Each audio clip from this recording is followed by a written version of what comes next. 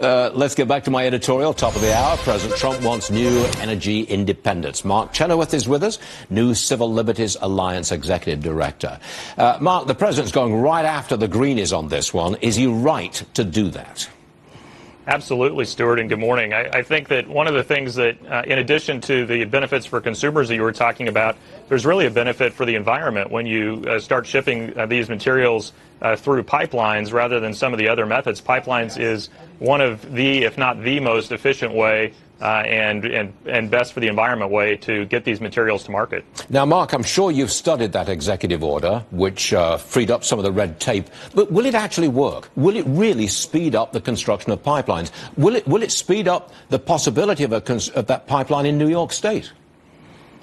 Well, I don't know about New York State in particular, Stuart, because as you mentioned in your editorial, there may still be some opportunities for the state to block what's going on there. But from a federal standpoint, I do think that the executive order will be a benefit. From what I've read, it looks like they're doing quite a bit to increase the efficiency of the process, to speed up the timeline, and to renew some of the regulations that may be a little bit outdated now. Look, I'm firmly in favor of America having energy independence. I'm firmly in favor of America having energy dominance. I don't see anything wrong with that at all. I want to be at the center of the global energy market.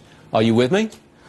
I am, Stuart, and I think that there's at least two reasons for that. One, obviously, if Americans can get their energy here domestically, then we have more control over the prices, and we can be confident that we're not going to have the sort of supply shocks that we have had in times past when we've been more dependent on foreign producers. But the second factor is if the United States is exporting natural gas and crude oil, then we can protect our allies from any adversaries who may be trying to use energy as a tool of foreign policy. But the argument is we should not be exporting. We should keep our gas, our oil here to lower the price here. What do you make of that argument? Well, it's true that to the extent that there is domestic demand for it, then we should do that. But right now, we're producing enough to both meet domestic demand and supply additional amounts to overseas, and so that should be fine. It's not as though there's an unlimited storage capacity here to just keep it for future use.